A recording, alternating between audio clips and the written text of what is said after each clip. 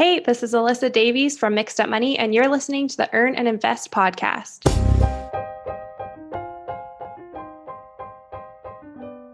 My mother followed my father.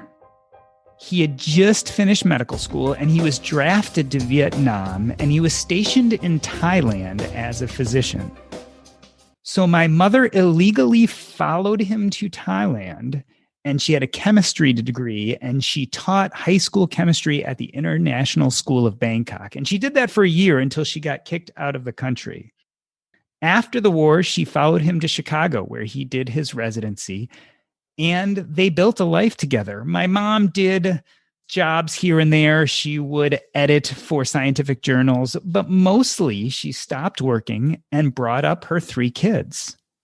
Eventually, as we all got older, she went to business school, and she was on the cusp of getting her CPA degree when my father passed away. Now, my mom had never handled the money before, which is really funny because she was getting an MBA, but a family member had to teach her how to write a check after my father died. This was in 1980. She had never done that before. So whereas my mom grew up with all of these gendered behaviors and stereotypes about money, I didn't. I grew up with a female head of household, and I saw her decide the financial direction that our family would take. Fast forward to today, 2020, we are on the cusp of the US having its first female vice president. But I'm wondering if we are still holding tight to these gender-specific financial stereotypes and behaviors, maybe even stronger than ever. Alyssa Davies is a freelance writer, founder of the award-winning Mixed Up Money blog, and writer of a recent book, The 100-Day Financial Goal Journal. Alyssa, was it the Plutus Awards, right? 2019 Best Canadian Personal Finance Blog? Yep, that's the one. That was a big year for me too. This is the Earn and Invest podcast. It used to be called the What's Up Next podcast, and we won for Best New Personal Finance Podcast. So I remember very fondly that award ceremony. I assume you were there in person? I actually missed it. I had gone to FinCon the previous year and for some reason decided not to go that year. So Best Canadian Personal Finance Blog, you're obviously from Canada. This is November 6, 2020. It's a very big time in the United States right now. Are you paying attention to the presidential elections? I think it's impossible not to. It doesn't really matter where you are, you're going to be impacted. The reason why I bring up this election is current President Donald Trump is famous for bringing up all sorts of stereotyped ideas. And certainly in his speeches, he says some really interesting things. And I wanted to read you a statement he made recently on the campaign trail. He said, and he was talking to a crowd, and he was specifically talking to the women in the crowd. And he said, "We're getting your husbands back to work, and everybody wants it. And the cure can never be worse than the problem itself." I kind of shuddered when I heard that. And I was wondering how that rubbed you, that statement. Oh, I remember hearing that as well. It was interesting because mostly the people that ended up leaving the workforce were women, statistically. Everyone who has children or has a family that they need to take care of, it's typically the woman who ends up stepping back so that they can watch their kids. You know, it's an interesting point. This pandemic and recession are a really interesting lens to start looking at gender-specific financial behavior, and not just behavior, but gender-specific circumstances. As you were saying, this recession has really affected women and made it clear that there is a very specific difference in our workplace today, not just in the United States, but around the world. Oh, yeah, absolutely. And, personally, I am the breadwinner. So I can't imagine if I had to step back from work to watch my daughter, because that just wouldn't work for us financially. We obviously have prepared a lifestyle that makes sense for us to be able to live on one income, regardless of whose it is. But why would I want to take that step back when I'm doing well in my career? Doesn't make sense for us. I'm interested that you use that term breadwinner, and we will get back to that a little bit later. But let's talk about the genesis of some of your writing at Mixed Up Money. Some of the first lines of copy, actually, when you go to your website, is Mixed Up Money is a safe space for women who care about money. I'm wondering why you use the word safe space. What was your thinking behind using that term specifically? Well, I think when I first started to get a little bit interested in money, it was intimidating when I started to do my research because I couldn't find anyone that I could relate to. And then one big Google search, like I spent a whole day searching for anyone that I could find that would somehow relate to my situation. And I finally found a female blogger, and it inspired me immediately. And I realized in that moment, I think a lot of the reason that women stay so far away from finance is because it's very male centric. And a lot of the times when you go to a bank or anything like that, you're speaking with a male, and it's intimidating and it's uncomfortable. And they oftentimes don't take you seriously. They really don't. You're talking about how internally it feels to be a woman talking about money. But then there's the also external atmosphere, which I think is so clear, for instance, in Donald Trump's statement that patriarchal, you as a woman should be worried about your husband's well-being, and I'm helping your husband, so that should make me a good candidate. There's really a dichotomy, right? It's what society tells women, and then it's how women feel internally themselves. Yeah, it's always that kind of back and forth battle with fear, whether you're scared to talk about it in person or you're scared to actually just take those steps on your own because you've probably been taught your whole life that it's not a big deal. Someone's going to take care of you. When in reality, regardless of your personal finance situation at home, you need to be able to take care of yourself. It doesn't matter if you have a partner. It doesn't matter if you have someone that's always been there to kind of track that for you, because something could change in an instant, similar to what happened with your mom. It just is out of your control completely. Do you remember growing up with that stereotype yourself, getting some of those messages as you were a little girl that, oh, if you just find the right husband, someone will be there to take care of you? Oh, yeah. I think that's always kind of a theme as you grow up, but it was similar in my household. My dad was definitely the one that brought home most of our money, and my mom just worked as kind of a part-time job, but she actually took a majority of her career off to be a stay-at-home mom. And I've had that discussion with her in the future, and we've talked, I wonder what life would have been like if you didn't have to step back and you could have stayed in your career, because you miss out on so much earning potential when you stay at home. It's a natural transition to talk about this term breadwinner after what you just said, because you had mentioned that your mom stayed home to take care of the kids. You had also mentioned that you yourself are the breadwinner. The term is a little problematic because when women take on the breadwinner role, it seems like in society, they're still expected to do the caregiving full time also. Yes, I actually wrote a post specifically about the term breadwinner because I'm with you. I don't like it. I just don't know if there's another word right now that works for that specific term, but I don't like that word because it implies that the only way you take care of your family is by earning money. And that's so far from the truth. There are a million other things, like you just said, taking care of your kids, keeping up the house. There's just so many other things that matter to make your family work, and earning money doesn't make you the breadwinner. That's just one part of a relationship.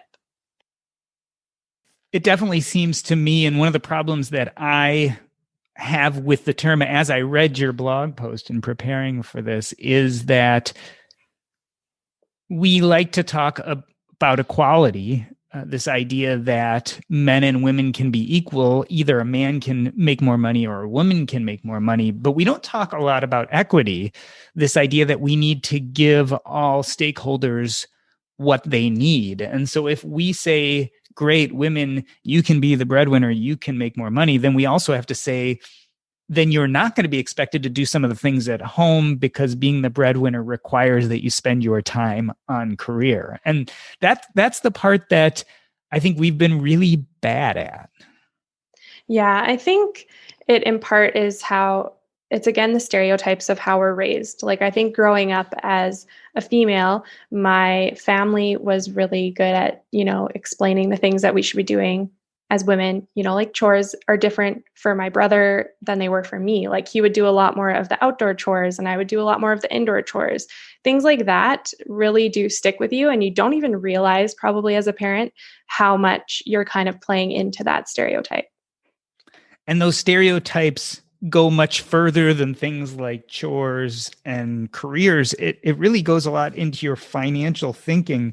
When you describe your site, at one point you call it a judgment-free zone, or you can get judgment-free financial content. Did you feel very judged when you decided to take this deep dive into your finances? I don't think I felt judged for being interested in finance. I think a lot of people praise you when you finally start to enter the community. It's more so the feeling of whatever you're doing with your money, something is always wrong. And I find that to be so critical. I just think that there are a million different ways to do money. It doesn't have to be one size fits all. It can't be. Everyone is so different. We all grew up in different places and we all have different upbringings, and those things truly impact how you manage your money when you grow. So I don't like to say, completely cut yourself off from the things you like so you can achieve financial independence, or you're never going to be able to buy a home because you haven't been doing this stuff as you're young. I think it doesn't matter what age you are. It doesn't matter what gender you are. You're going to get where you need to be. It just might take longer for you than it does for someone else. And I don't want people to feel judged or scared to start taking care of their money, because that is a huge barrier, I think, for a lot of people. Yeah, and a lot of people feel shame, especially about their spending habits. Like that's a real common thing. It has nothing to do with your gender. It's just that people feel shame about going out and buying a coffee or sometimes splurging on themselves when it feels necessary. Yeah. At the beginning, when I started the blog, I had that mindset. I was paying off my debt, so I was super frugal. And I was like, don't ever buy lunch. You should be saving all of your money. Don't ever do any of this stuff. And then as I've gotten used to learning about money, I realized, that's really unfair of me to say. And I actually enjoy spending my money. And there's a way to do it responsibly. And there's a way to do it so you can still save enough money for your retirement and hit all of the financial goals you have. In fact, you have gone as far on your website to say that we don't preach frugality, right? Like frugality is not a key concept per se in your message on Mixed Up Money. No, not at all. Like, I think that we all have little frugal habits that we do. I have tons of them, and everyone does. But that doesn't mean that you just stop enjoying your life and stop using the money that you earned to do things that you enjoy. It's okay to have hobbies that cost money. Those kind of things I feel like aren't talked about enough in this kind of space. Let's transition to your journey to thinking about personal finance. You started Mixed Up Money in 2015, and you say it was a time in which the only things that existed in your life were nightclubs and clothing stores and debt. Before you got on this path, do you think you were on the wrong track? Were you doing it wrong up to this point? Yeah, absolutely. I was just kind of talking about the gender portion of it. I had just graduated from university and I had started my first job, and I got like a really good job somehow right out of the get-go. It wasn't a great salary because I didn't know that you could negotiate at that point. I just took the first job that came my way. And in that job, I was just barely making ends meet because I was spending recklessly and I didn't think it mattered what I was doing with my money. And things all came crashing down on me when my boss at the time started sexually harassing me in the office, out of the office, and I had no way of leaving that job. I had no savings. I needed that paycheck to pay my bills. It was eating at me emotionally. And it was just, that was kind of a huge turning point for me in like, I need to do something. I need to make a change because I'm stuck. And if I don't take control of my finances, I'll just be here forever. And I can't be. It's hurting me emotionally. That reminds me so much of a conversation I was having with a friend recently. I was off the cuff mentioning that I get lots of pitches for this podcast, and almost all of them are white men.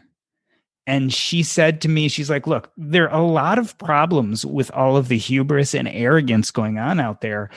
But she said, sometimes I wish that women and people of color would walk around with as much confidence as white men tend to.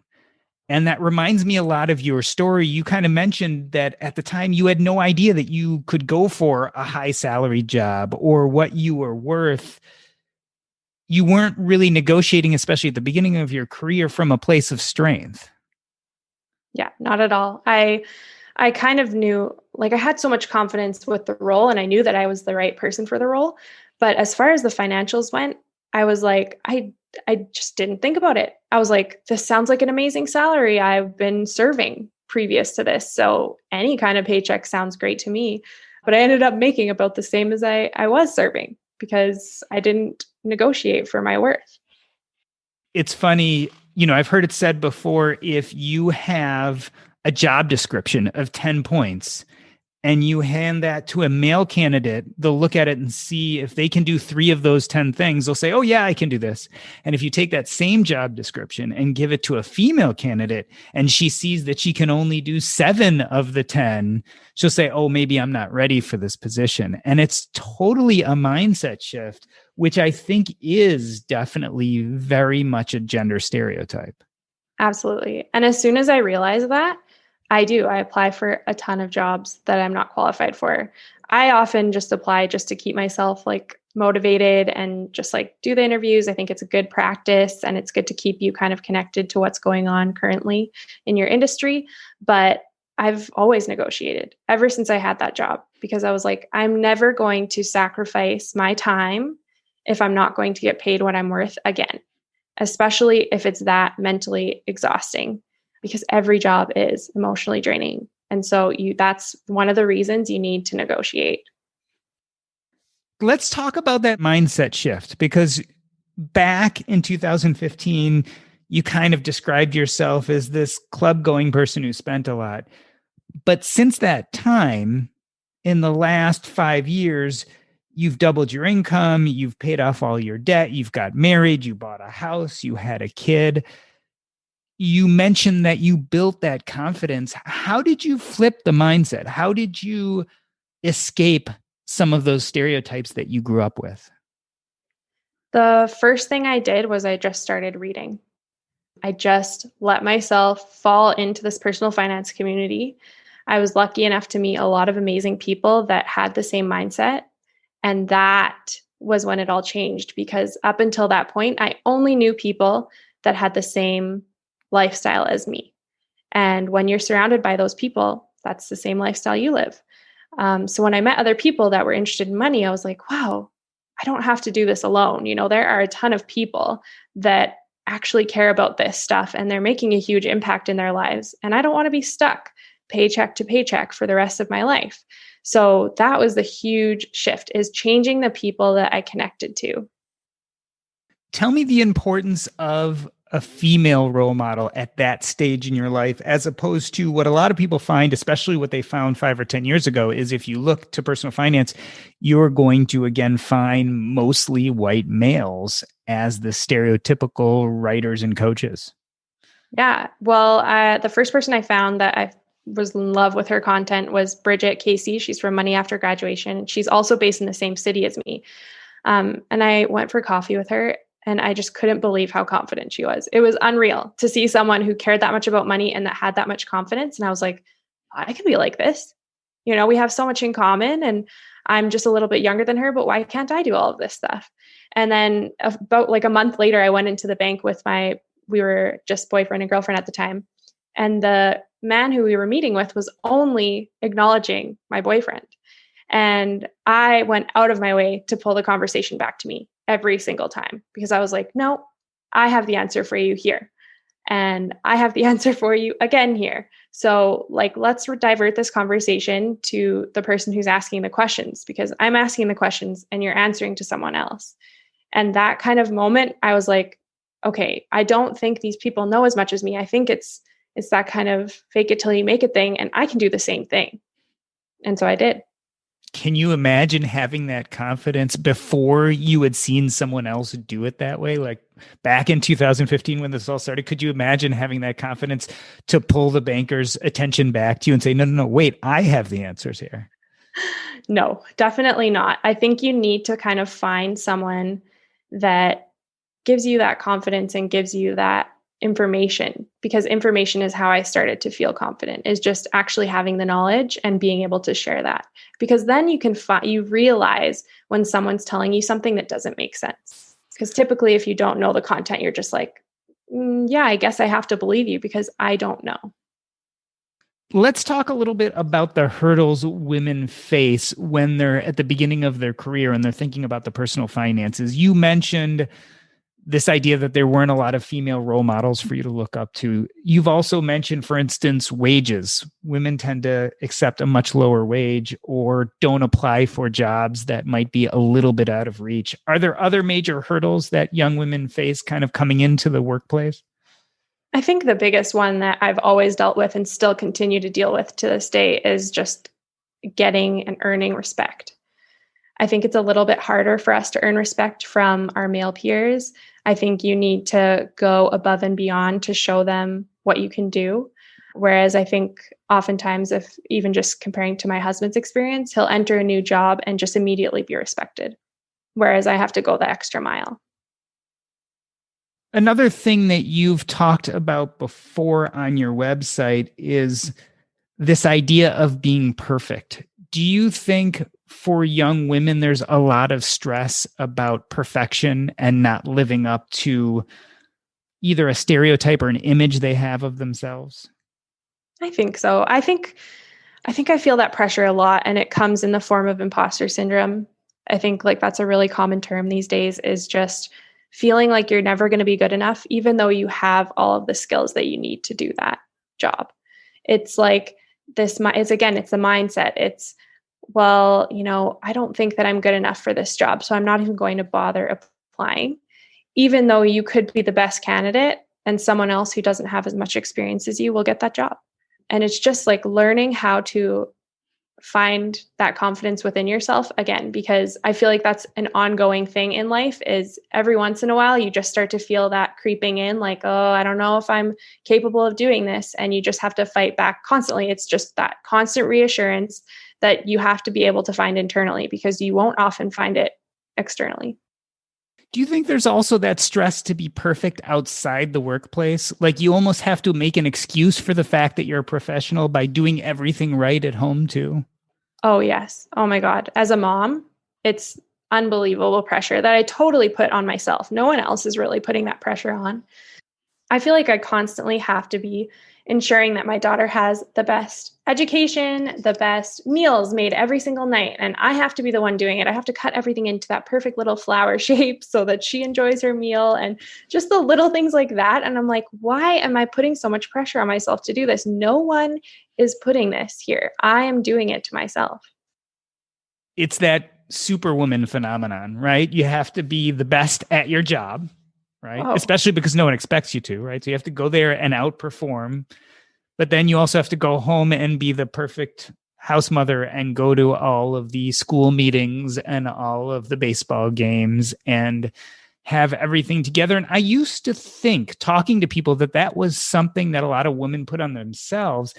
On the other hand, I've started to notice that society does that a little bit too. The typical story is a woman executive decides to take an afternoon off to go see her son play baseball, and it's kind of frowned upon. On the other hand, if a male executive takes the afternoon off to go see his son play baseball, people kind of say, oh, what a good father you are. And so yeah. there's like this major double standard. I thought the perfection was internal, but I think society does a little bit of that too. Yeah, absolutely. And it's the same as like, oh, your husband changed one diaper. Congrats. It's like, well, there's a lot more that goes on. But on the flip side of it too, like I get really frustrated when I go to events these days and people are like, well, where's your daughter? And I'm like, well, where do you think? Like my husband's home with her. And they're like, well, is he okay? And I'm like, what do you mean? Like, of course he's okay. I think it goes both ways a lot of the time, but I think more for women, it's the guilt. That's something that weighs heavily on me all the time, is because I work 3 jobs. I always feel like I should be spending more time with my daughter, but also I want to be a role model for her. I want her to know that she can do all of the things that she wants to do, and that being a mom doesn't hold you back from doing those things. Because that's kind of the impression I had growing up, is that once you become a mom, that's it. And I don't want my daughter to see that as the be all end all. You mentioned guilt, especially when it comes to the workplace and what you're doing at home. I'm also wondering, is there a guilt associated with paying attention to money? Is it's almost like not something we should be doing? We're being too self-indulgent. Is there a guilt there too? Yeah, I definitely don't spend as much money on myself since I've had a kid. It's always going to be about them, right? You want to be able to save as much as you possibly can for their future. And in part, that means you sacrifice some things that you love. But I've also come a long way with that. She's only 2. So in the last 2 years, I've been like just starting to let myself do the things that I used to love because I don't have to lose all of those things. But yeah, it's an internal battle. Like you have to let yourself work through those things. They don't just immediately go away. I've done a lot of work to combat those gender stereotypes so that I can be happy with who I am. A lot of it is about having a healthy relationship with money. And I've seen you talk about that on your blog too, is forming these good feelings around money that are help build us up as opposed to tear us down.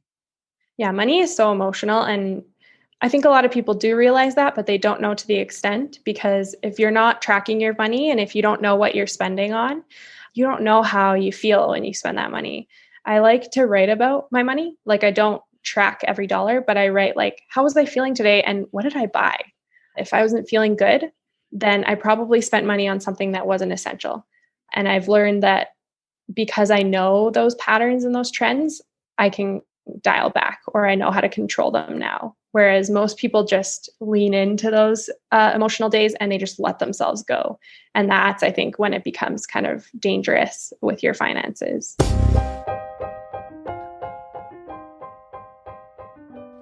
In the first half of the show, Alyssa and I talk about how money becomes emotional. After the break, we discuss what role it plays in relationships. But first, do you ever wish you invested early in some of the best performing IPOs of 2019 and 2020?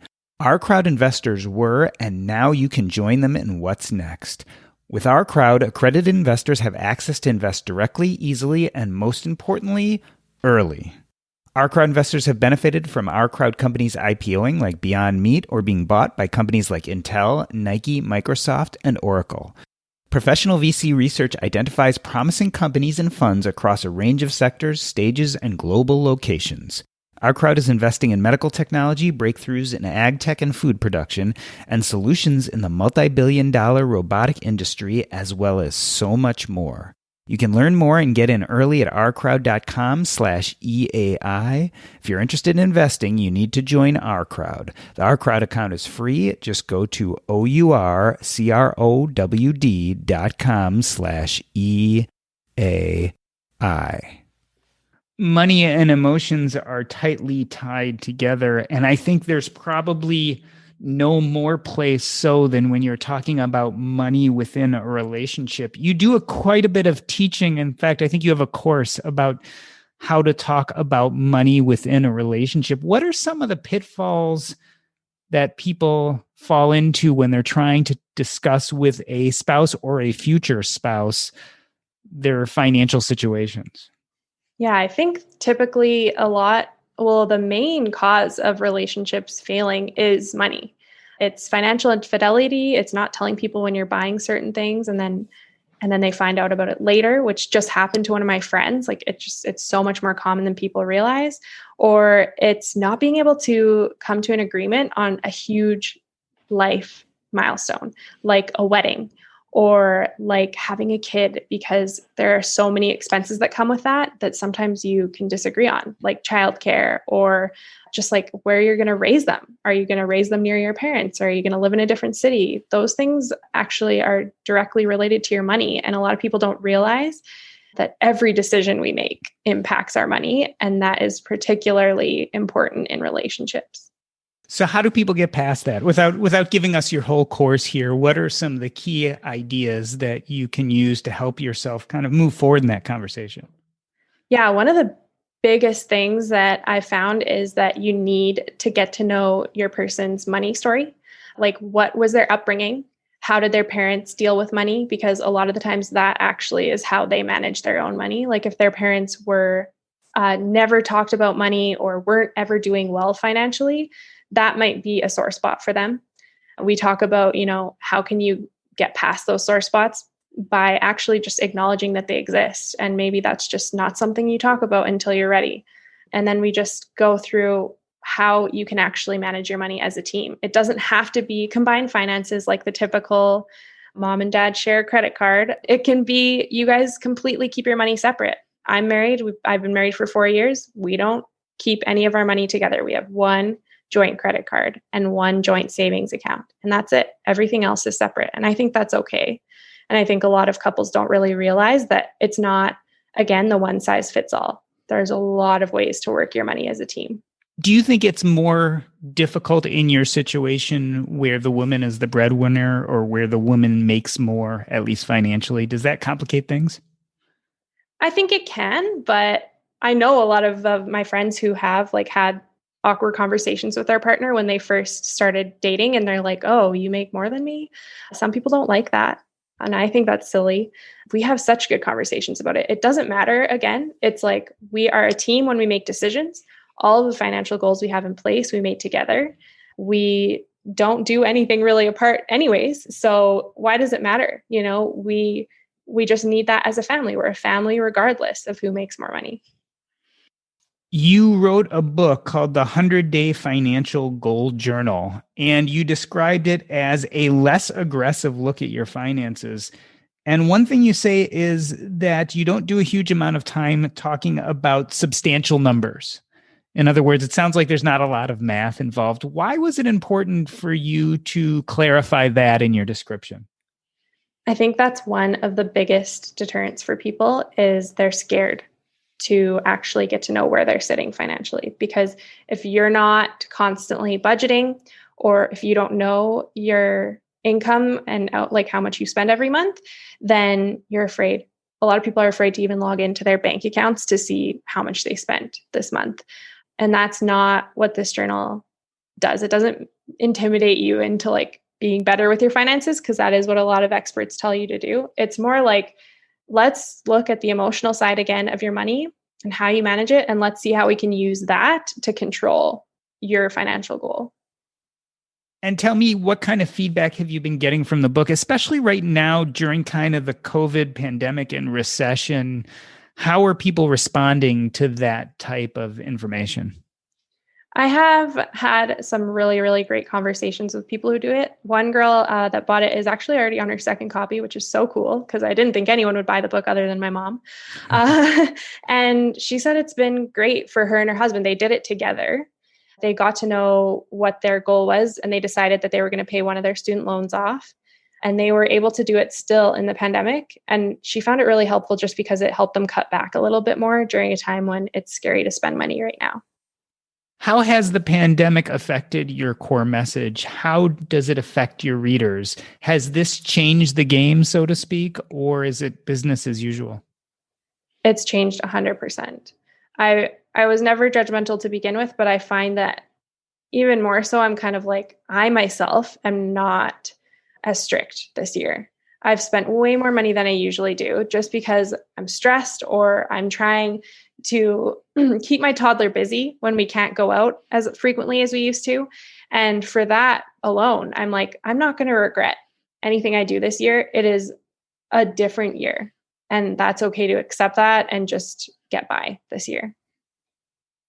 Almost you'd think, faced with economic insecurity, we would button down more, but maybe the emotional response is to be a little bit more loose and relaxed. And maybe on some level, that's not bad. Yeah, I think it totally depends on what your situation is like right now. If you've lost your job, you have no choice. You have to cut back, but you also don't want to just completely hide and, be alone and not enjoy yourself, because that's dangerous when you have no work. You're just sitting at home. And again, I think the emotional side of money is really what makes the difference. It's like, learn the behaviors, and get to know what's best for you and your finances. We started this conversation and we touched on this idea that the recession was particularly hard for women, especially in their caregiving role. How do you think women will come out of this pandemic? How has it changed their financial futures? I think I would kind of relate it similar for a lot of people as to having a child. You lose out on a year of earning potential. It might be different in the States, but here I took 12 months or 10 months on maternity leave. And I still think about that all the time. I'm like, that is one whole year of earning potential that I've now lost and I will have to make up for. And I think that's what a lot of women are going to end up facing. As of today, 2020, how do you think we're doing with the gender wage gap and the glass ceiling? Do you think we're making headway? I'd like to be optimistic, but I just don't know. I feel like at this point, we should still be doing more than we're doing right now. And I think there's a lot of work to be done. I think it's way more talked about and people actually understand that it does exist. But is it happening across every single workplace? I don't know. I don't think so. Yeah, life and current events have really shone a spotlight on the inequities of our societies. The Black Lives Matter movement, especially what female women of color have faced during this pandemic, and just kind of the social upheaval that we've all been facing. It's still hard to tell whether it's moving the ball forward or backward. I think certainly the fact that we're so much more aware because of what's happening right now will hopefully open everyone's eyes to the fact that things need to change and improve. Yeah, absolutely. And I think just more of these statistics being shared helps. I know that Black women are statistically the higher earners in a household. And so the fact that they might be taken out of the workplace this year is extremely difficult for those families. And there's a lot of interesting statistics that are just finally coming out that make you go, okay, we really need to do something. But again, it's like, for me, I always battle with that how. What am I going to do? How can I help? And so this year I've just been donating. That's just made me feel like this is the one thing I can do that might help us close the gap. And I definitely encourage people that if they can, that's something that you can do as an individual. It's a very salient point because if we think of women as being the sole wage earner or at least the major wage earner in a family, and yet the gender wage gap is still very apparent, we're really bankrupting our own people.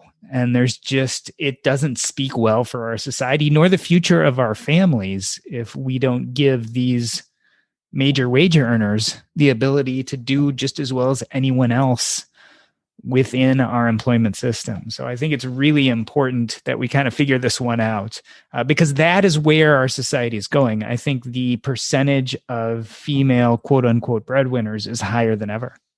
Yes, it is for sure. Well, it's been great having this conversation with you. I think it's a really important conversation. I'm going to close this episode the way I close every episode by asking you what's up next in your life and where can people find you if they want to learn more? For sure. I have a lot in the works right now. I'm potentially working on my second book, so you'll hear lots about that if it does end up happening.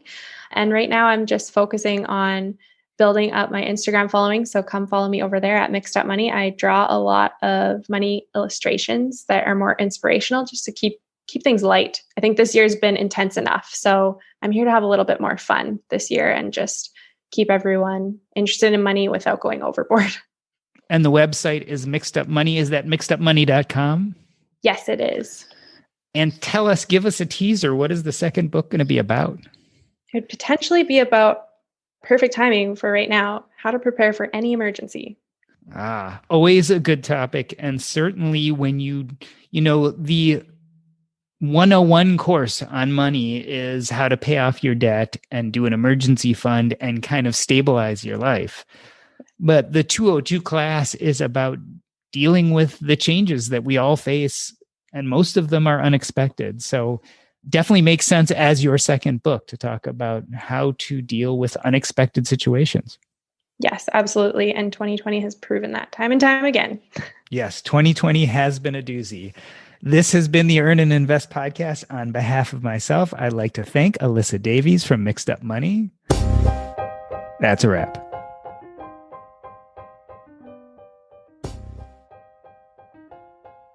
If you are enjoying the conversations we're having on the Earn and Invest podcast, I just wanted to remind you about the Facebook group. Go to facebook.com/groups/earn and invest. And there we have conversations very similar to the podcast, but they are going on 24/7 all the time. We discuss politics, we discuss economics, we discuss finances, just about everything. And the conversations are led by you, our community. So go to our Facebook page, facebook.com/group/earn and invest. We'd love to see you there. And so you can become part of our Earn and Invest community. One thing we have been talking about there is the goings on in Washington, D.C. There obviously has been a major political election, as well as what happened at the Capitol. Over the next few weeks, you'll hear a plethora of voices discussing what's been going on in our country. Right now, we're going to talk to Alex Felice. He is one of our regulars here at Earn and Invest, and I like to do these extra segments with him because he has an interesting take on politics and what's going on in our world. But again, this is the beginning of a conversation that will span multiple weeks, either in the podcast itself, in the Facebook group, or in these second segments. So I'm excited to have Alex Felice on the show again. Sit back, relax, and enjoy. So I am back here with my man, Alex Felice, writer at Broke is a Choice, podcaster at Military to Millionaire, owner of a new mic. You're sounding pretty good, my friend. How you doing? Thank you. It's very good to see you. I am excellent. I always like when we get together and chat.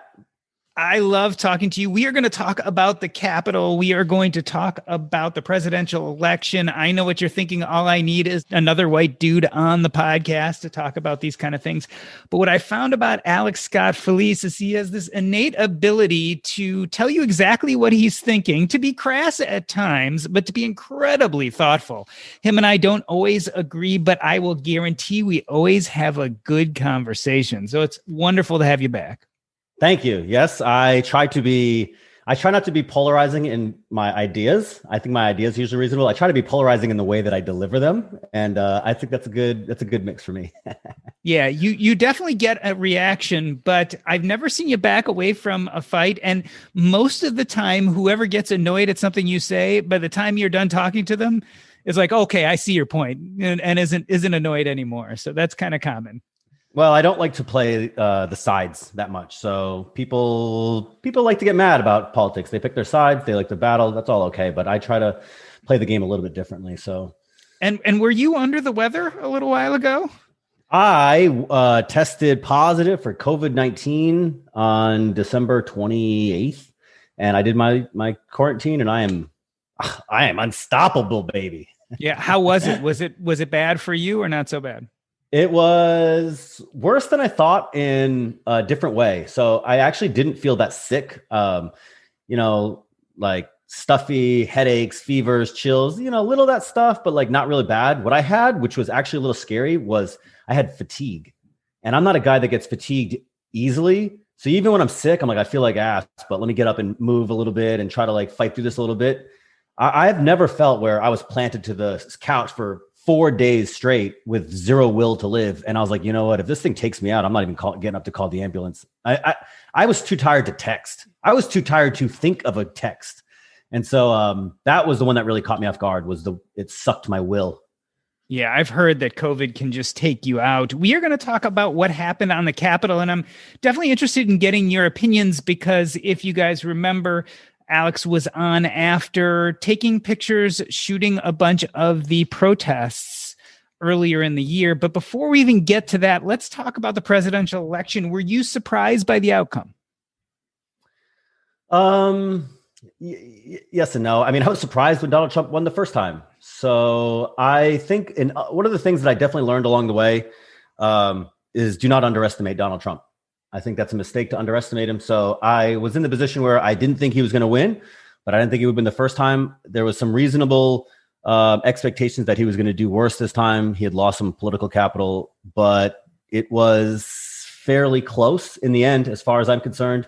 It's debatable. The word close is debatable, but yeah, I was not that surprised that he lost, but yeah. Did you feel okay about the security of the elections? Did you, when you saw this, you're like, okay, these elections happened the way they were supposed to, or did you feel like something fraudulent when it happened?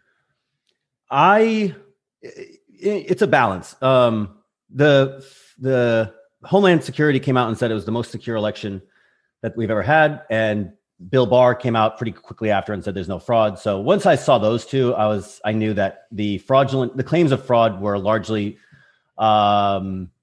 they are manufactured. And to be fair, they were manufactured back in 2015. Donald Trump was saying that the elections were fraud, and he was always going to say that when it didn't go his way. And that's part of in my opinion, and probably even outside the scope of this, even though we are talking about this, that is part of a larger play strategy that Donald Trump enacts. So when I saw that Trump lost, I have to admit, part of me said, oh boy, things aren't going to go well after this. Did you have that same sinking feeling? I mean, the Capitol didn't surprise me a lot when I saw that he lost. Yeah, Donald Trump told everybody back in 2015 that he would not accept the outcome of that election if it didn't go his way. So I 100% expected this, actually, and we aren't done yet. There's a good chance this is going to continue to get worse. So no, I'm not surprised. In fact, if somebody was surprised by the thing at the Capitol, I don't think they've been paying attention for the last 4 years. Yeah, I'm 100% in agreement with you. I have certain worries about inauguration and thereafter. Let's talk about when you heard about the Capitol itself. What were your first impressions as you're seeing the news come in? It's hard to remember exactly. I remember thinking, I saw the videos and I thought to myself, well, they're not going to get anything done. This is not going to actually work. Not to say that it doesn't matter. That is not I'm not saying that it doesn't matter or that it shouldn't be a worrisome event, but I watched these. When I saw the monkey in the freaking clown face, I hate to laugh about it, but it does make you laugh. Yeah. Well, yeah, I was like, oh, well, they didn't send the serious people, because a serious militia that was here to take over a government would show up and they would look terrifying and they would be terrifying.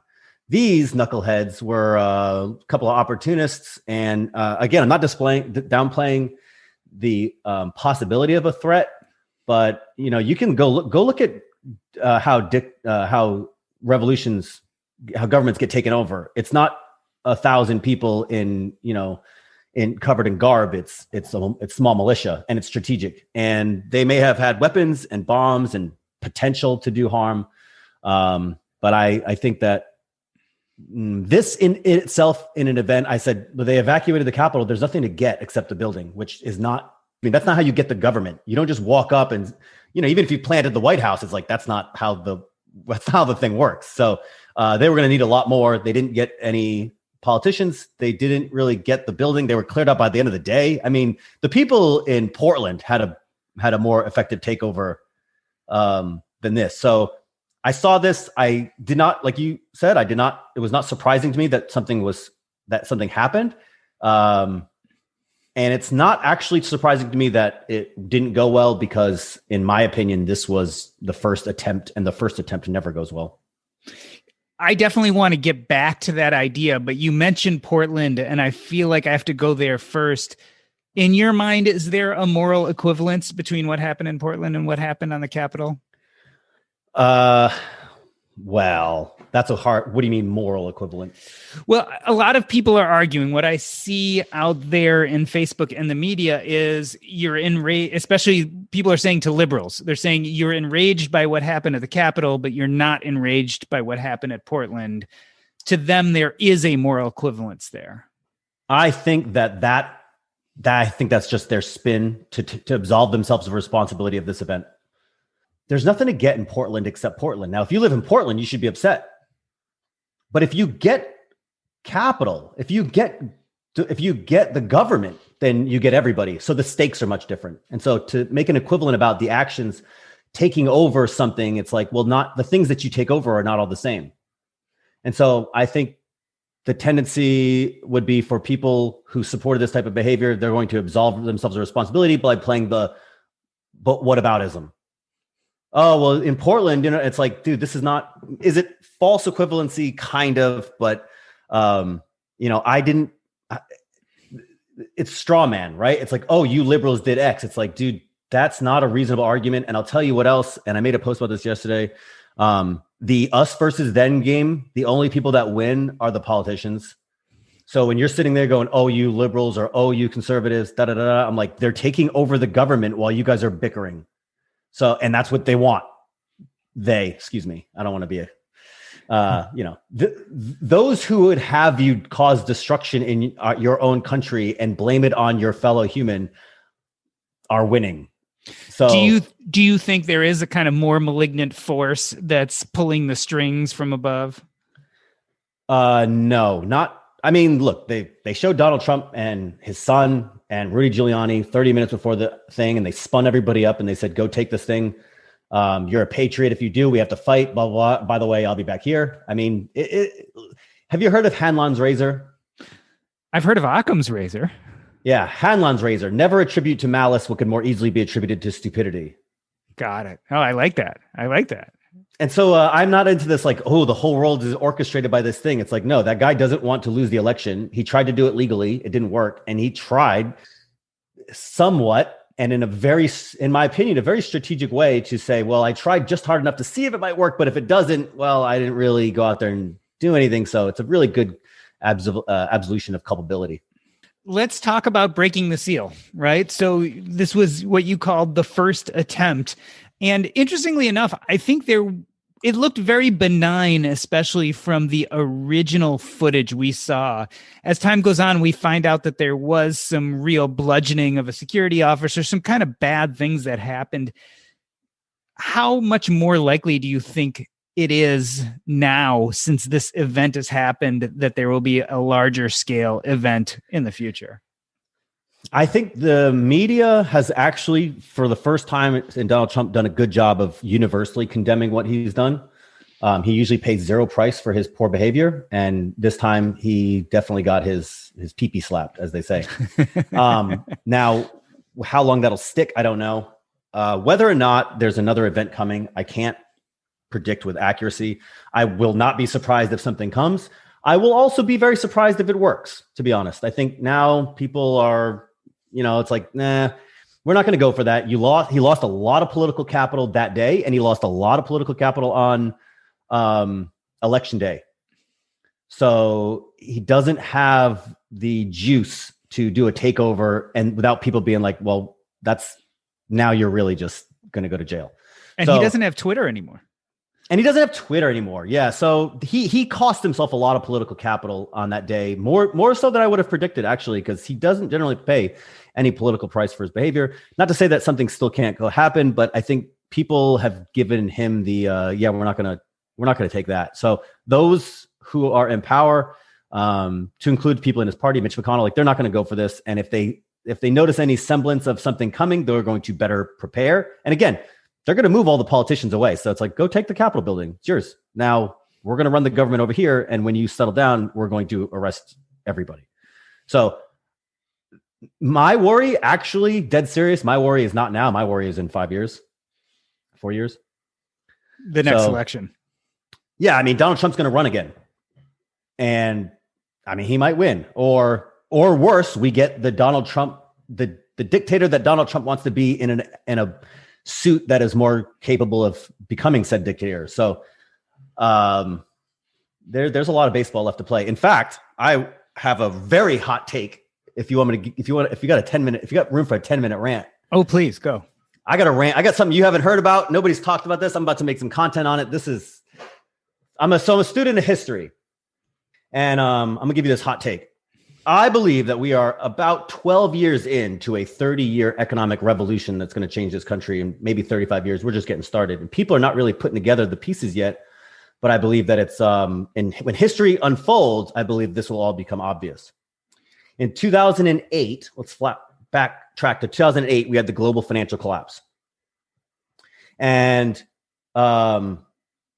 we had a split in inequality. A split in inequality like the world had never seen. That's because anytime you have a split and you have an economically volatile situation, Those who are doing worse get shit on, and those who have the means to take the cheaper assets at the time of the volatility buy in cheap, and then you get the split. And so for the last 12 years, we've had this really, really egregious run in income inequality.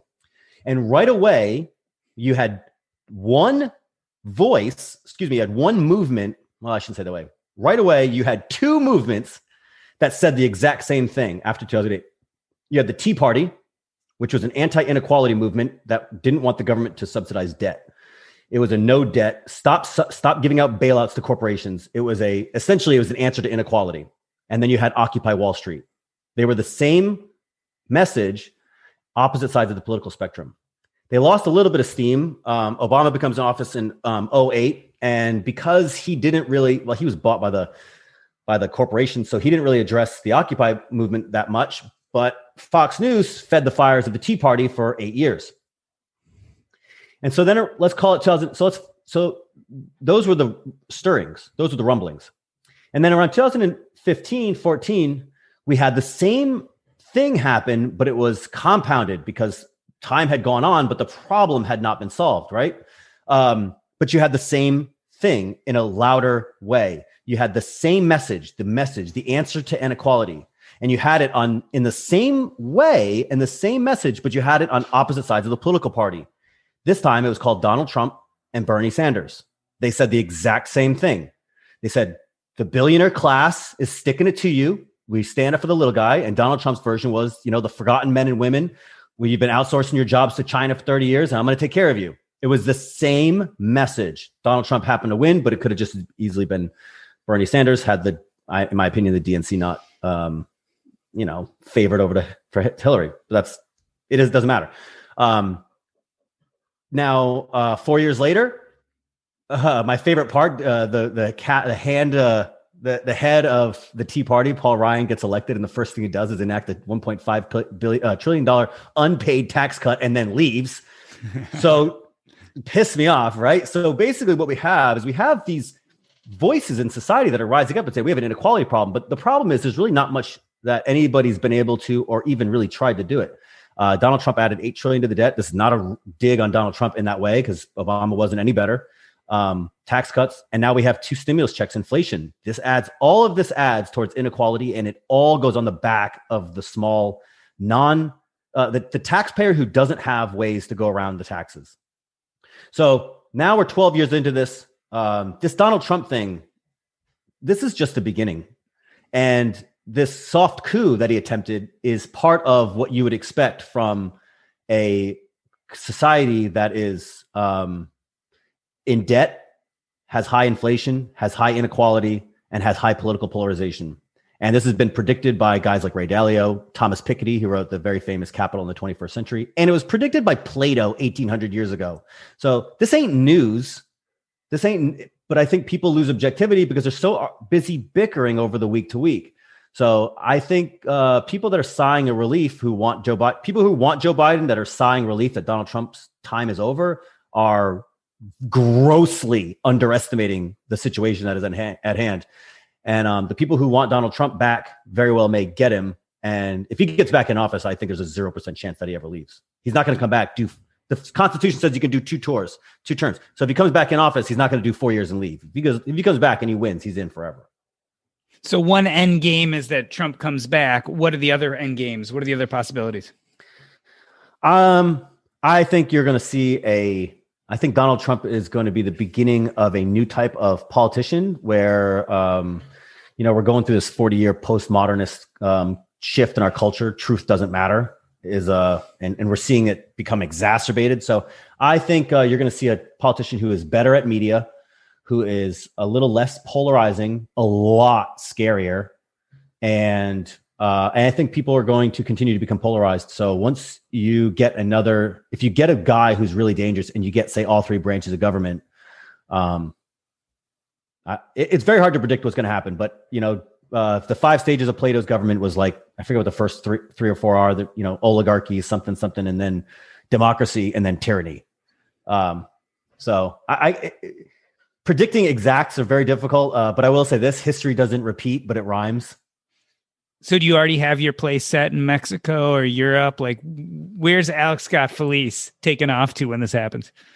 This is going to sound messed up. What's the old Chinese proverb? May you live in interesting times. I think I would want to be around for it. In fact, I'm kind of sad at myself for not doing more media on politics. I kind of would like to get into not fan the flame, but I would like to be a voice. I would like to be part of the revolution. And I don't mean that like in a bad way. Like I don't want to I want to be around it. I don't know that I'd run away from it. You don't want to cause worse and worse tyranny, but you want to be part of the conversation.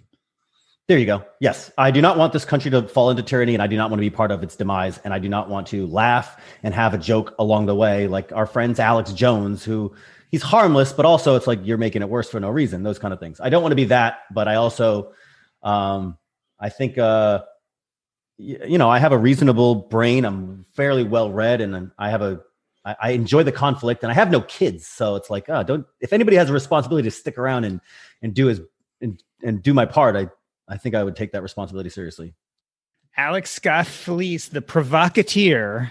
It's good to have you on. This quote unquote soft coup sounds like the beginning. We survived this one, but the future doesn't necessarily look optimistic yet. I hope we find a way to bridge that wealth gap, because I, like you, feel like it is going to cause all sorts of upending of our current democratic system and cause all sorts of problems. Alex, thanks for coming on. It's been a great discussion, man.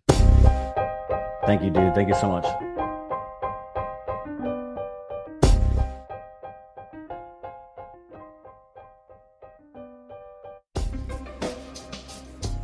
Thanks. So that was pretty cool. Awesome.